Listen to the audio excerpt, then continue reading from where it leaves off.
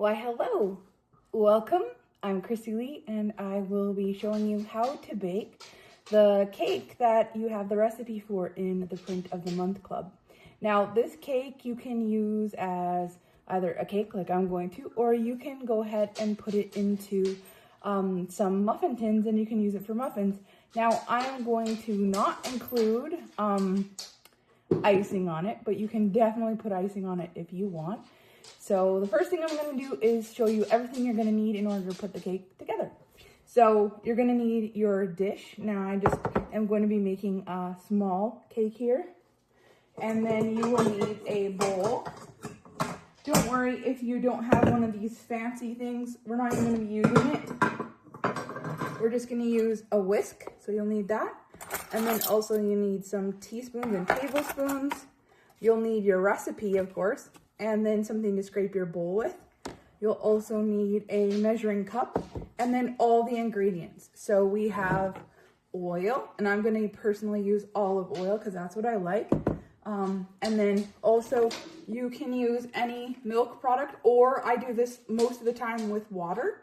So you can substitute the milk with water or any other milk product. And then you'll need your baking powder and your baking soda. You'll need your egg, your cocoa, and your vanilla, your flour, and your sugar. So let's get started. You might notice a little puppy popping in here every once in a while, or you can probably hear him clickety-clacking in the background. That's just my pup. Okay, so the first thing we're gonna do is I'm gonna let you know that when I do a recipe and I bake, I just put it all in one bowl. So that's what we're gonna do. I know that it says on your instructions to combine it in separate bowls, but I've been doing this for so long that now I literally just usually make it in one bowl. So I'm gonna set this pan aside so it's not in the way. And then we're gonna grab our bowl here and we're gonna start measuring. So we need 1 cup of flour. And I'm just using up the rest of my flour here so that I can buy some flour that I can actually grind myself. So we're just gonna use this up for right now. So you need 1 cup of flour. So we've got 1 cup of flour going into the bowl. And I like to keep my workspace clean, so you'll notice I will put away everything as I'm using it. And I usually do all the dry ingredients first. So that's 1 cup of flour, and then we need 1 cup of sugar. This is not a diet-friendly cake. This is a delicious cake. So remember, if you are trying to watch what you're eating for sugar, you can definitely substitute the sugar as well. All right, so there's 1 cup of sugar.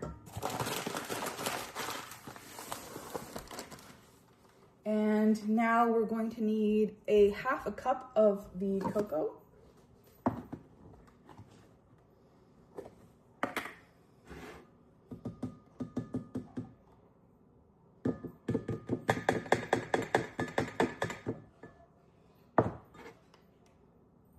Pretty close, just a bit more. That's good, 1/2 cup of cocoa.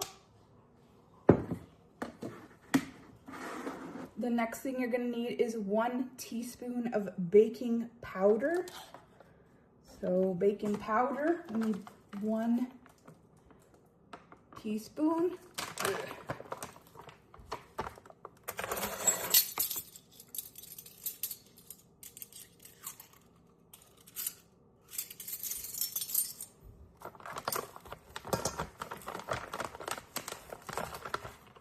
Okay, so 1 teaspoon of the baking powder goes in.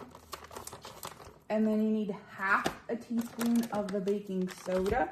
I personally like this brand because it doesn't have any aluminum in it. So if you're conscious of that, this is the Bob's Red Mill. Plus, it is a company where the workers actually own the company. So I think that's kind of nice to support. So 1/2 teaspoon of baking soda. Now, I don't personally use salt I'm not really a salt kind of liker person, so I just skip that part. And then now what I'm gonna do is take my whisker, and then I'm gonna just whisk all these ingredients together first. So all the wet ingredients, just whisking them together, as you can see, so that they're all nicely combined.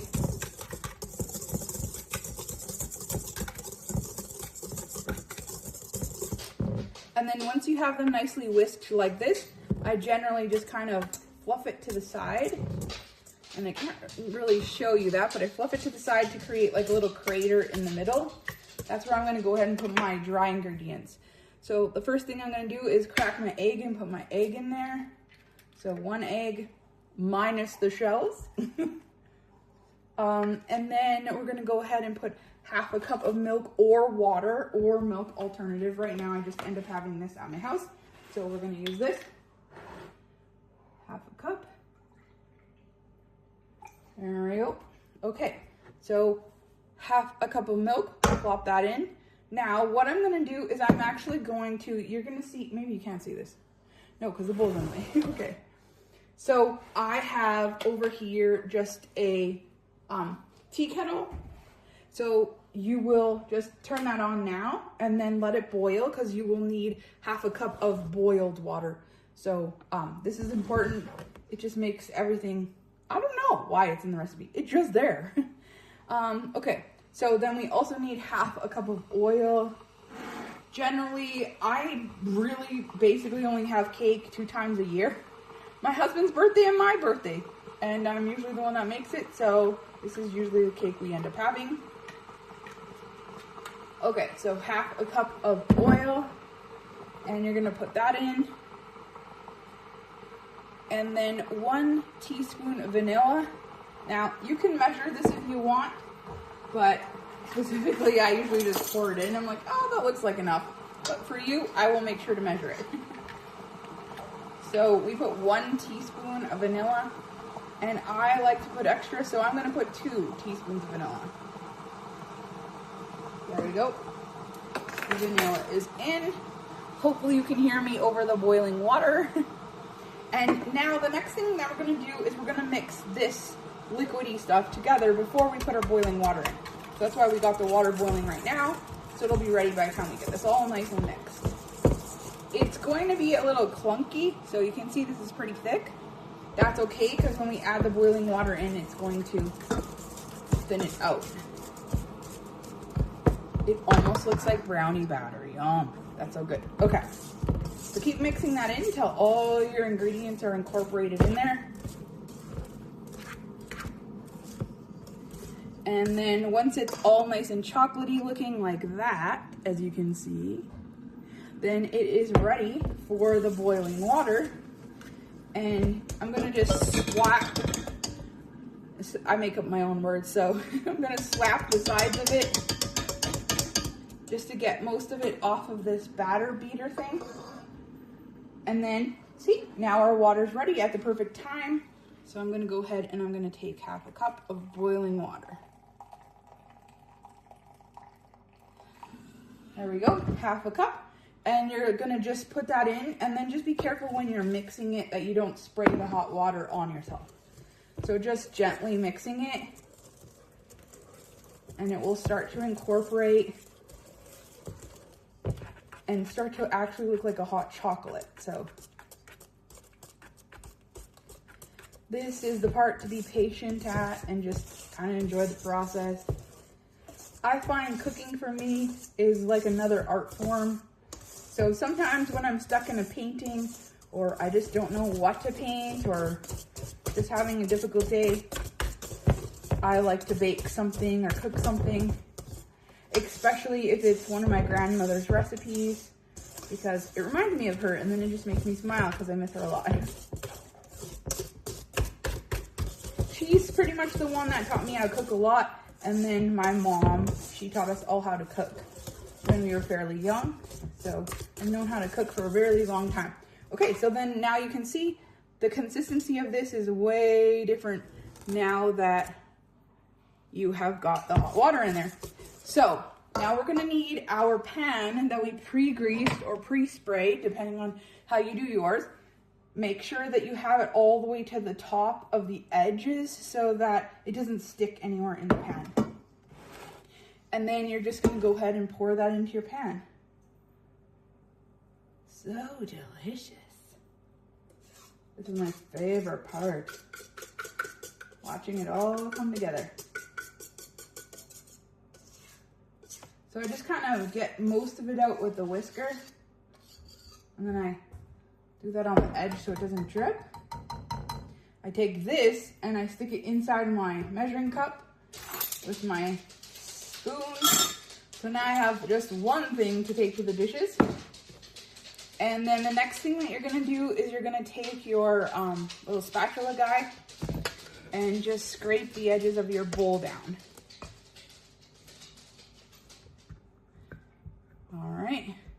Okay, so all my edges of my bowl are scraped down. Now I'm gonna just go ahead and put that into here. We don't want to waste a drop. Trust me, when you taste this cake, you're gonna know why I said that. Okay, so now that we have this, you're going to heat your oven to 350. At least that's what it is for my oven, and that's just because my oven is kind of hot. So if your oven is not really that hot of an oven, then you might need it a little bit higher. But generally, 350 should be good. All right, so now we're going to go ahead and we're going to bake this for about 18 minutes, and then we'll check it. So to check it, you're just going to put either a toothpick, or I have like this little metal skewer thing, and then I put that in it, and then I just pull it out. And when it's clean and there's not like liquid on it essentially, then your cake is done. So I'll see you in about 18 minutes and we'll show you the final product.